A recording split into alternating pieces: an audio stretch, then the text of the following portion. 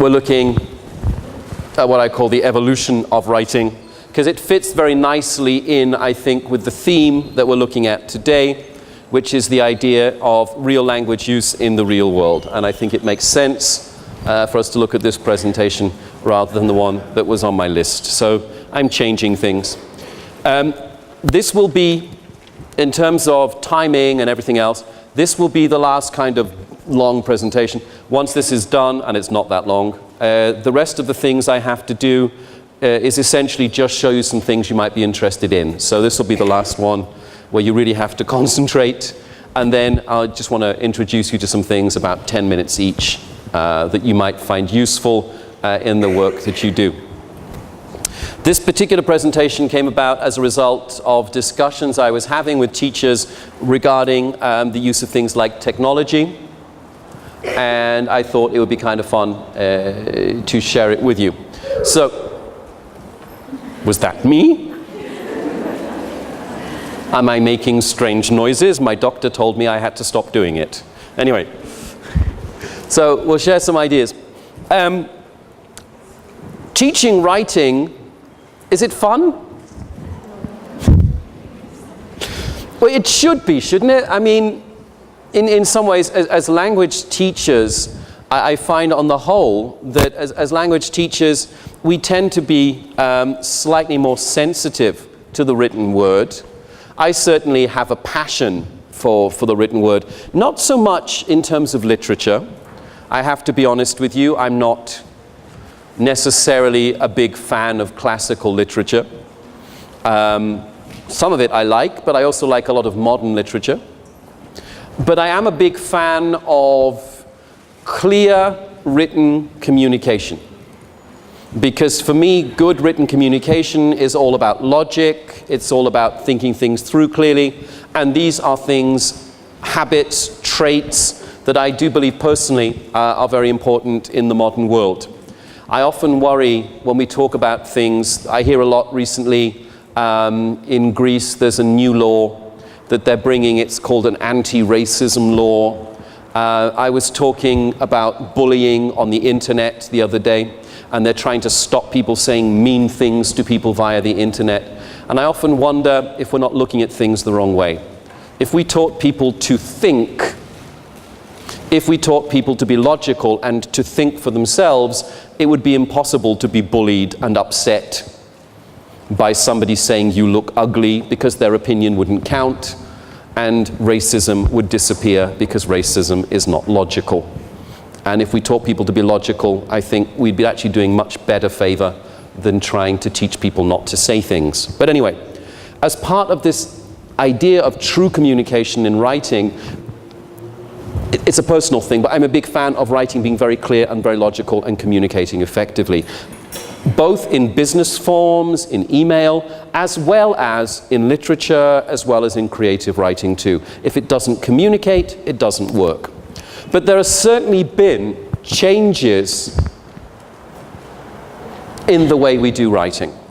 And it doesn't take a genius to know that one of the biggest changes is the advent of things like email and electronic forms of writing. And I wanted to think a bit today about how that might have changed things.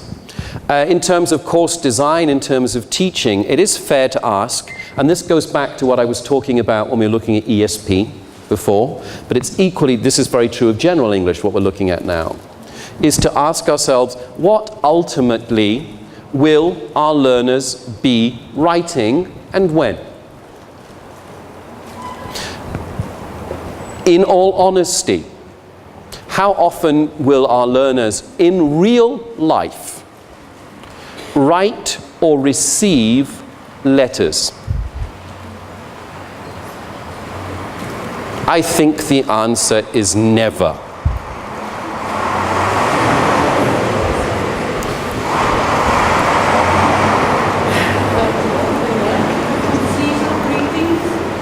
I'm sorry, ma'am? Some of them write seasonal greetings. You mean like cards, Christmas cards? I will go along with you there, ma'am. But increasingly, you get electronic Christmas cards, which I personally hate. Because in a company, for example, companies send other companies greetings cards at Christmas and other times of year. And they basically get an electronic email Christmas card, which is usually a bit animated with some kind of Santa Claus going ho, ho, ho. And they send it to everybody on their mailing list. And while I agree that some people still go out written cards, and you're quite right, I would have to say that I'm not sure, and forgive me, we're discussing, I'm not trying to say you're wrong, we're just sharing ideas, that 9 times out of 10, if you send a Christmas card, for example, a Christmas card, you write to Steve, love whoever, and the verse is taken care of. Gone are the lovely old days, which partially I think some people still have in mind, where people actually wrote a personal message or a little poem or whatever, which is lovely. But sadly, the truth is our learners really don't get involved in that so much. But okay, some people still do that. There are some people who still write things like postcards. I know of some exams. I was in Lithuania earlier this year, and their national exam still includes postcard writing, which I find highly entertaining, because the majority of teenagers I know will never send a postcard. Do you know what? We can see you anyway. You can't sneak in. I love it when people, I'm not here. Ignore the teacher at the front of the room. We're colleagues, you're more than welcome, lady. Come on. I'm very touched that you're worried about being rude, but really don't worry. I'm just happy you came back. Some people don't.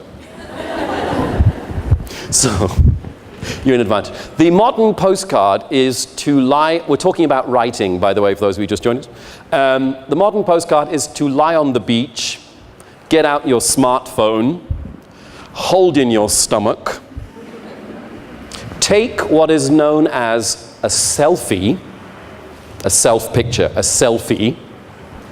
Now, dear John, this is me lying on the beach.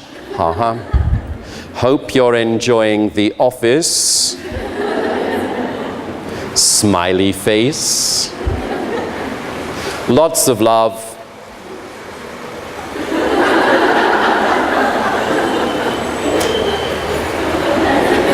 Your ex-best friend, Steve. Now I know what it would be like trying to teach in a bus station. We were waiting for you. It's okay. You're more than welcome, ma'am. So that's the bus that just brought everybody leaving. There he goes. So it has changed. Now, I'm not going to get into rights or wrongs. I make fun of people photographing themselves because I just think I'm of a generation where it just seems wrong. Other people take pictures of you. You don't take pictures of yourself. But that's the world in which they live. I'm joking about it, but I'm not belittling it. It's a different world, not better or worse. It's just different, with different rules and different ways of doing things. And text writing, I love text writing.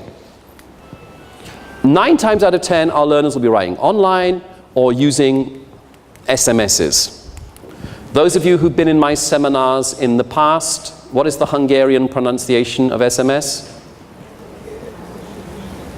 Come on. Some of you got it. SMS, yes. Those of you who've not been with us before, it's one of my favorite words in the history, well, not word exactly, it's an acronym, in the history of language, the Hungarian pronunciation of SMS, short message service, which is SMS, because it just sounds lovely. I'll send you an SMS. Can I have 2, please? It's just a lovely, I love the sound of words. And that has brought its own rules and its own way of doing things.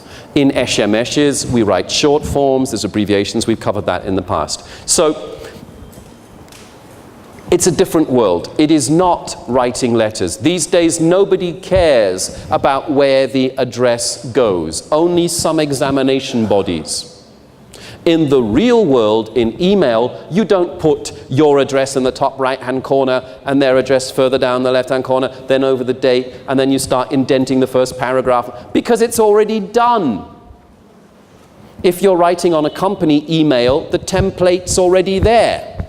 The address is automatically produced, or it's in the email address itself. So those ideas, people in Russia used to come to me at the end of seminars, and they used to ask, when you're writing an informal mail, where does this go on the letter? And I go, who cares? And that's the truth, because nobody does anymore. I know it's sometimes come up in exams, and I accept that. But increasingly, examinations are also moving away from that, and they're moving very much into the real world of what learners write, which tend to be electronics. Now, does that mean there are no rules? No, it doesn't. There are still rules, there are still issues, and all this kind of thing.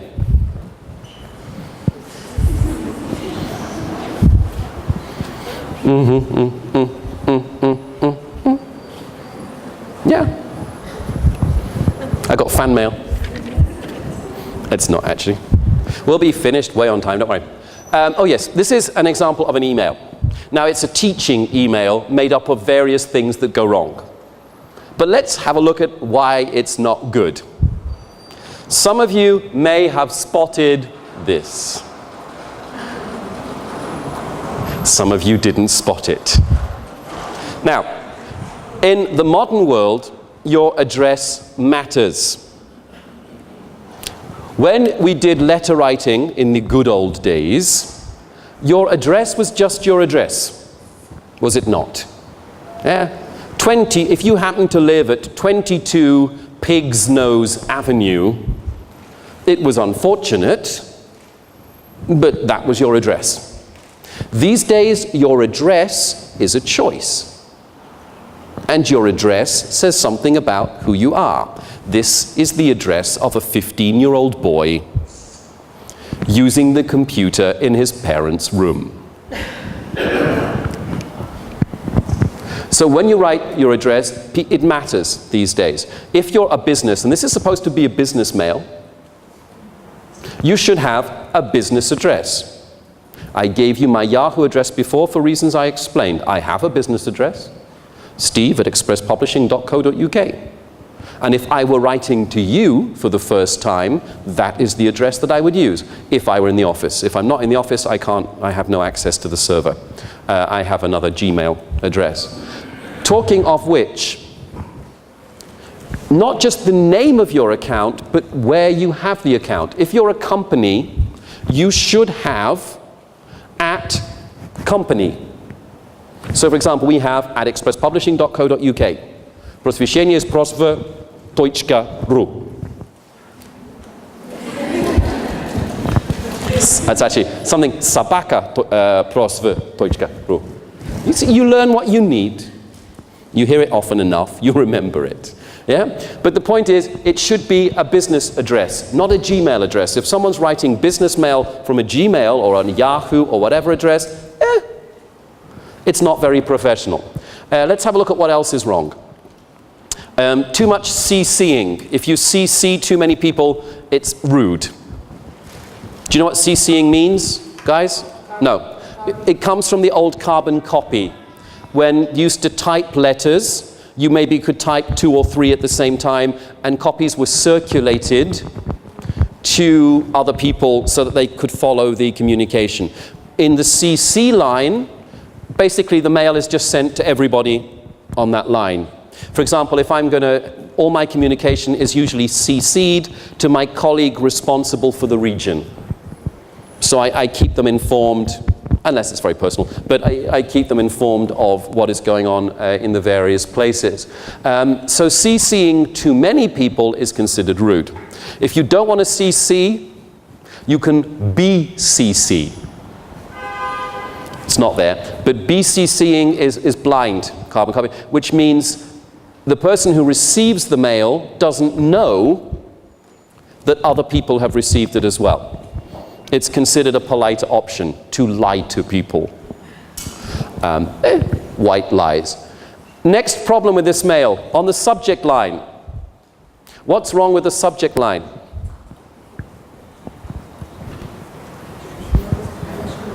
Where it says urgent business matter. Why is that a problem? The exclamation marks is certainly overkill. Absolutely. The exclamation marks the lady said down here. It's the capital letters. Why is it a problem? Because, I mean, it is inappropriate anyway, but in terms of email, it's a problem because it's shouting. On the internet, capital letters are considered shouting. So this doesn't say urgent business matter. It says urgent business matter, which is not what you want to see first thing in the morning when you turn your email on and you're still trying to drink your first cup of coffee. Or in my case, the third cup of coffee, which I still need to wake me up. So, because I'm still a teenager at heart. So it should be written in lowercase, and urgent business matter is overdoing it. What urgent business matter? The body of this email has nothing urgent in it. The subject line should say something about what the email is. A, so the person reading it knows if it's truly urgent, if it's information they've been waiting for example. But B, so that when in a few weeks' time you want to find it again, you can find it. I had a problem, very quick example. I told you I do translations. And my colleague from the translation office always sent me an email. It had the same subject heading, retranslation. Now, I do several translations a year. And then trying to look back and find the one that was referring to the specific translation was a major nightmare. So I've asked it, I said, please, please, please, put Byzantine Museum translation, which is one I've just done. What was the one? Oh, there was a Museum of Asian Art. 30 pages of Japanese tea ceremony. I translated. Luckily, I prefer coffee because I will never drink tea again. But anyway, so now I can find the mail from the subject line. So it matters. Okay, let's get down to the body of the email. Good afternoon, Mr. Carey. Couple of problems there. Anyone care to spot them for me?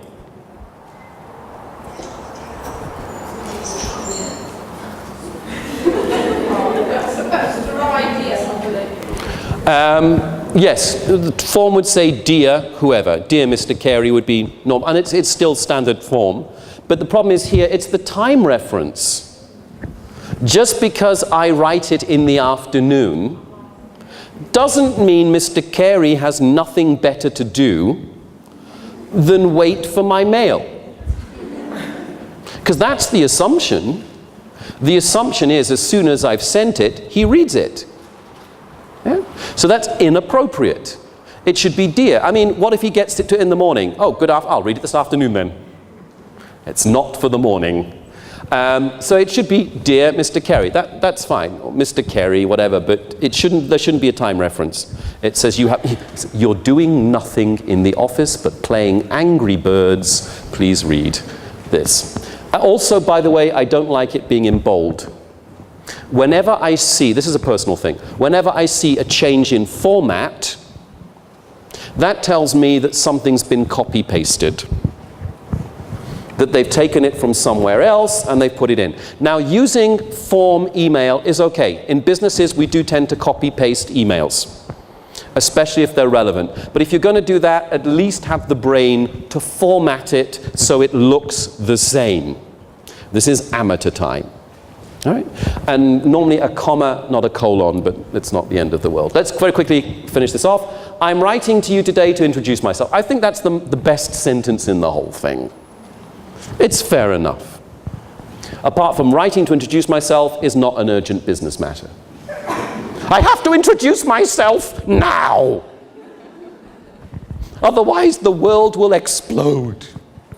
I'm Steve. I just saved the universe. All right. I love this one. I'm an ad specialty sales rep. Forget here. I'm an ad specialty sales rep. That says nothing. Far too much abbreviation. What does an ad specialty sales rep do? How are you exactly special?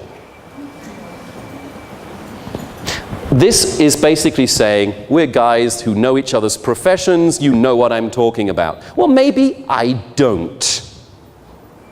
You're trying to sell me something. This is what he's doing. Sell it to me. Explain to me what you do. Dear Mr. Carey, I'd like to introduce myself. I am an ad specialty sales rep, which means I do A, B, C. Or maybe just A and B if I'm feeling lazy. All right? Here, obviously, this has not been proofread. This is, by the way, one of the few areas spell check fails. Spell check doesn't take account of things like, I'll get the right word, homonyms, homophones, sorry, not homonyms, homophones, words that sound the same. Yeah, because this is correct in its spelling, it's just incorrect as the word here. Because here in your area.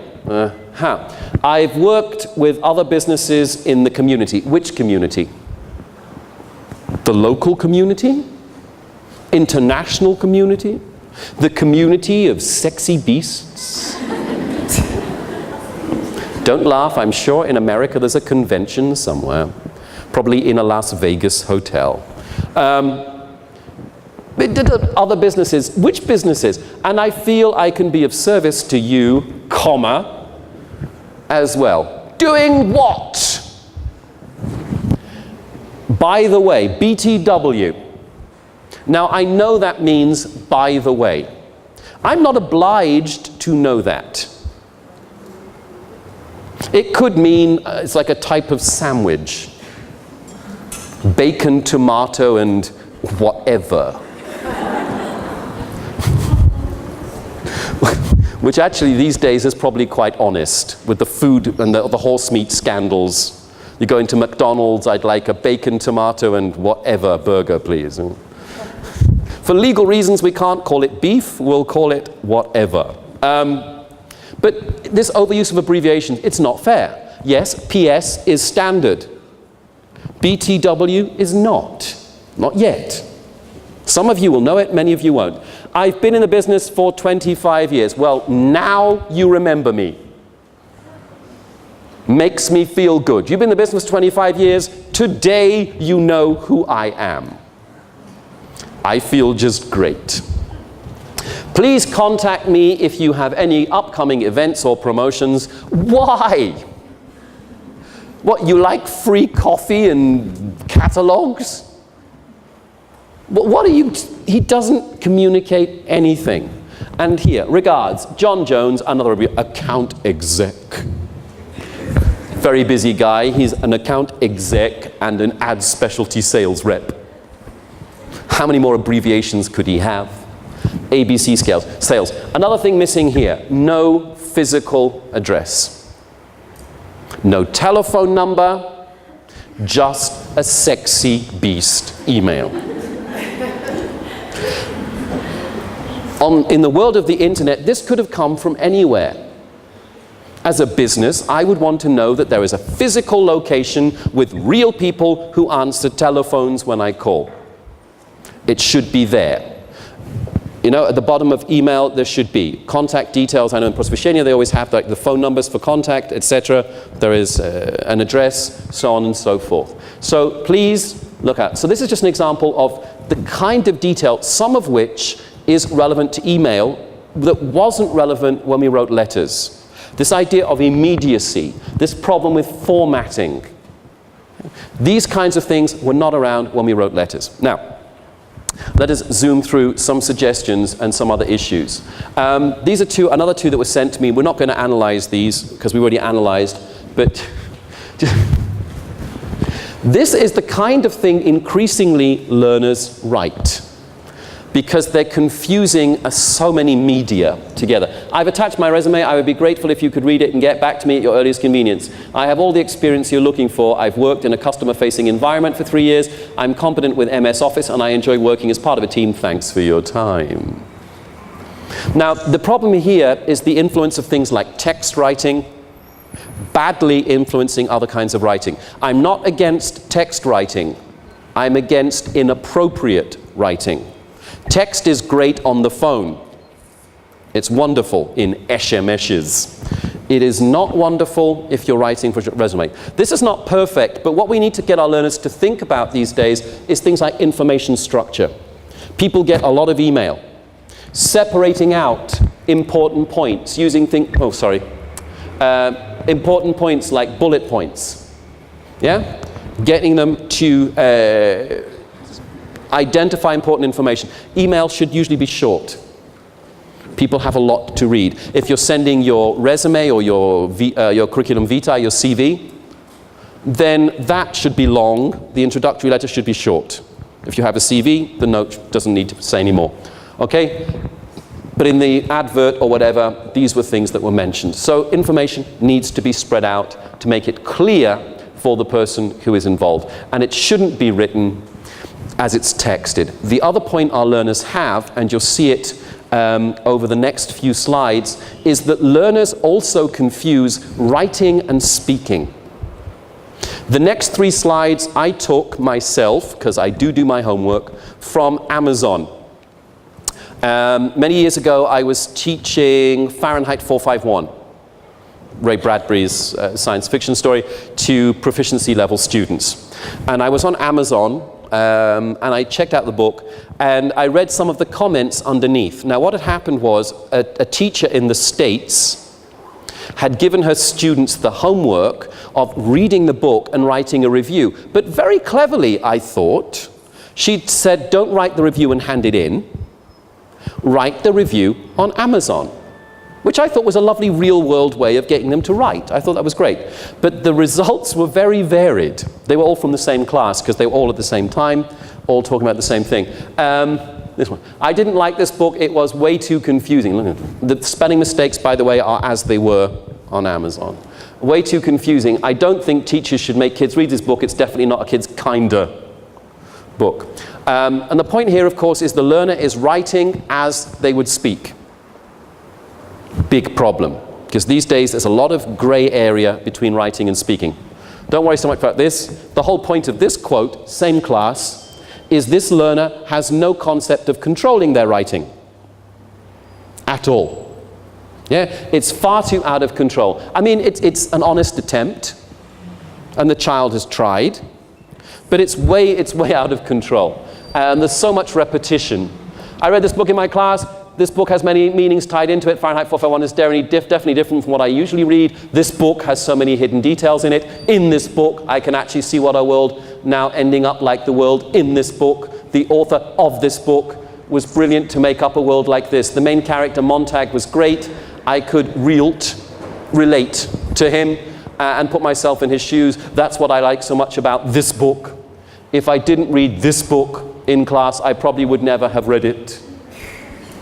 And then hi to the teacher, which is kind of cute, because they know the teacher was going online to read them, so it's hi, Miss O, which is sweet, I suppose. But I mean, they tried, and there's an opinion there, and it's a valid one, but their expression, and remember, these are native speakers, but it's not thought through, it's not edited. Yeah, it's not taken care of once written. This is the problem with this. The learner is obviously trying very hard. They have an opinion they want to get out, but their inability to communicate effectively in writing is stopping that happening, which is a shame because obviously this kid was trying to impress their teacher, which is nice. This last one, a lot of people have commented that this particular learner probably had help. But I don't mind that because asking for help is a real-world strategy. And I'd rather a learner asked for help than get it all messed up. Of course, if elder brother or sister is writing it instead of the learner, that's a different issue. I had to read this book for school at first. I hated it. The beginning chapter is hard to understand because of all the symbolism. However, it does get better slowly. It's easy to miss some concepts if you don't read slowly enough. I felt that the ending was far-fetched and boring. I'm noticing here some vocabulary that they've obviously used in the lesson. For example, the idea of dystopian is obviously teacher language. And to be honest, even there are a number of parents of kids who wouldn't use the word dystopian when they're writing. Dystopian society, but altogether the book is tedious and slow-moving. It's negative, but at least it's slightly better constructed than the other comments, okay? And these from real learners and real things. Just to illustrate the problem, confusion with speaking, not enough time spent editing and thinking through. Okay? But when they do that, they can produce something that is readable, not perfect, but readable. And that, again, as I said, taken from Amazon in the real world. So just to kind of summarize what we're up to now, and then we'll go through the last few ideas. I said that learners confuse speaking and writing. We have to be careful we don't confuse, for example, emails with letter writing. There are some things which are different in the world. Certainly the speed at which we communicate by email is very, very different. When we did letter writing, those of you who remember letters, letter writing is a whole thing, isn't it? You had to plan out the letter, you had to write it, because then it had to be put in the envelope on the stamp, then it had to go to the post office, then it had to wait, you had to wait several days for it to get to the other person if it was going a long distance. They had to read it, formulate an answer, post it back to you. And that whole process could take days, weeks, sometimes. Yeah. These days, it happens like that. The problem with letter writing was if you forgot to mention something and you'd posted the letter and the letter had gone and oh, I forgot to tell them.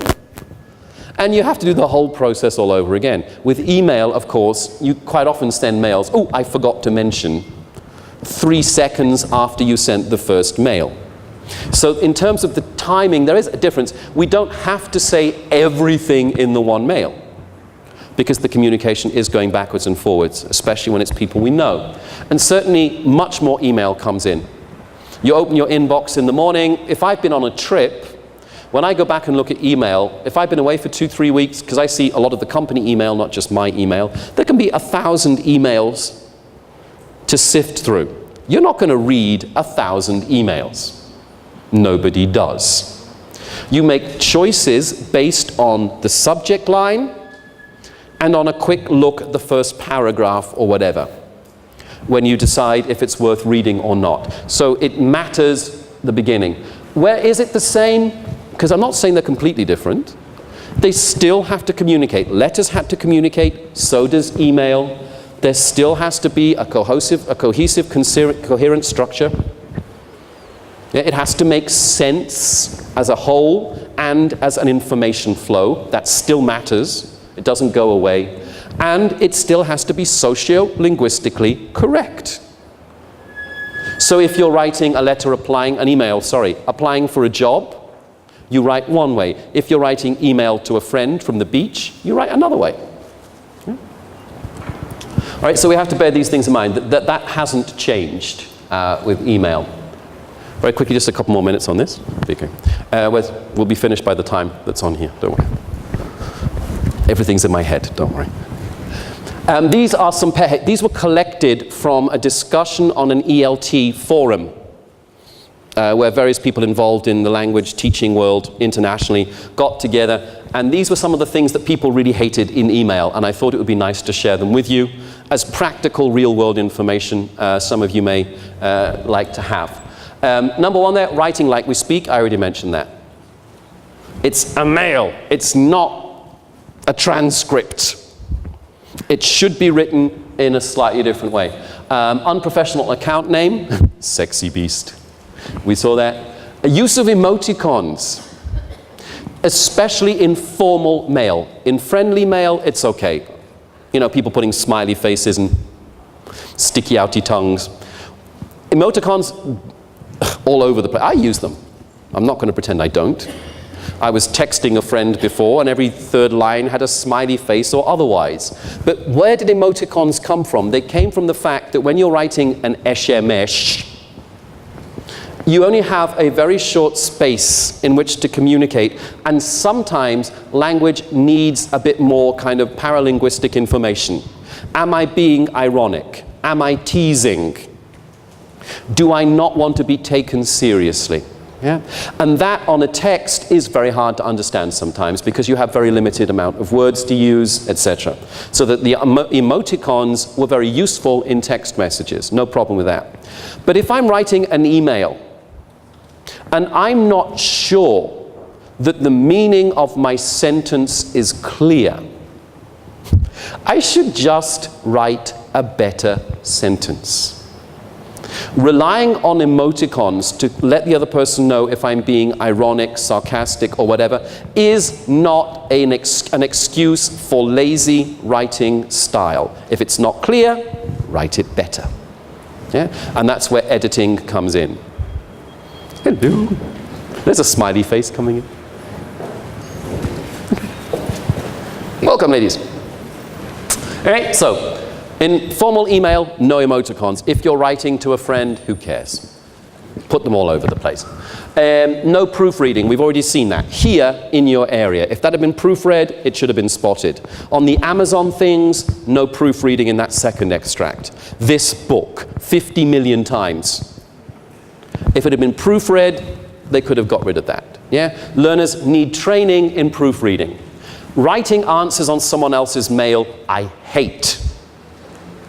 You know, you write a mail to someone and you need answers to 3 or 4 questions. And then they reply to you, they say, please see my answers to your questions below in blue.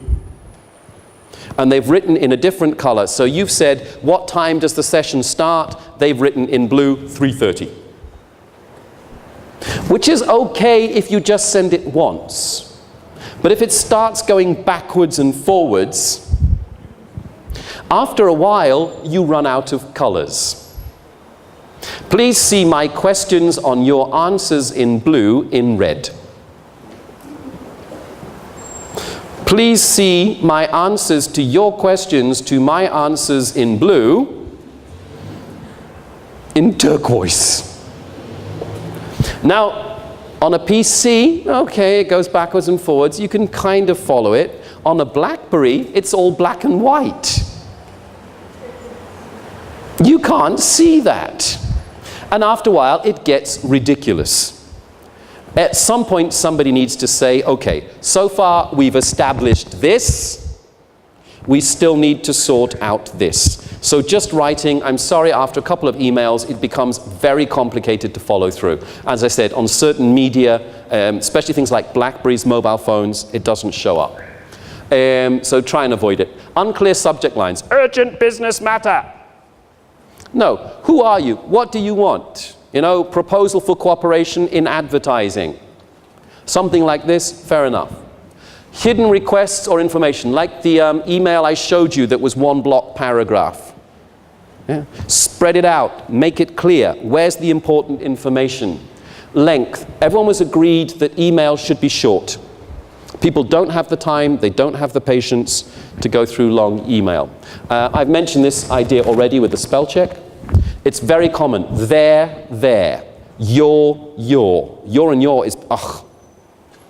It's becoming very common to, instead of the apostrophe R-E, to write your, Y-O-U-R. It's becoming very common, the unapostrophized form. And it's I mentioned the idea of templates. Oh, using both names and the title. Wrong. Dear Mr. Smith, Dear John. Not Dear Mr. John Smith. Because that tells me you've taken my name from a database and you put it in. I know that's okay to do, but I don't like to feel like I'm just some data in your database. Either Dear Mr. Smith or Dear John. Okay? Not Dear Mr. John Smith. A Nigerian spam mail always has, you know, I am John Smith, engineer. In Nigeria, they always identify themselves by their profession, or you'll get, I am engineer John Smith. I'm thinking, if you're going to try and steal my money, do me the favor of working a bit harder. Get the language right. Because I'm insulted that they don't think I don't notice. Unsolicited attachments is an interesting one. A number of people said that they don't open attachments they're not expecting because they're frightened it's a virus. So if you're going to send someone an attachment, it's not a bad idea, if you don't know them, to say, in my next mail, I would like to send you by attachment, blah, blah. Also, in some companies, attachments have a problem with the firewalls internet security systems. You have to be a little bit careful of that. And large attachments, not good for company email. When a lot of people are using the same email account, you send through an email with a large attachment, nobody can open their mail, and they'll really hate you. And replying with the same header, I mentioned that already. Keeping mail going. I read a colleague's mail the other day that said, regarding the event 2012. And it's now 2013 for those of you who hadn't noticed. Because they just kept replying on the same mail, backwards and forwards. They never changed their header. A, difficult to find what's relevant. B, if you want to print that, in most printing software with email, you have to print the whole email. You can't select page 1. You may have a year's worth of correspondence which prints off when you try to print it. So some interesting ideas. I said these all came from professionals working in the field, the kinds of things that they hate. Grammatical awareness still matters. I mentioned this already this morning. We looked at spell check, etc. For example, if you're not grammatically aware, you can't make sense of sentences like this. I love this sentence. It's Michael Swan, if I remember correctly. I nearly ran over a policeman just by the place where we had that awful meal with your hairdresser's boyfriend. It's a perfectly good sentence.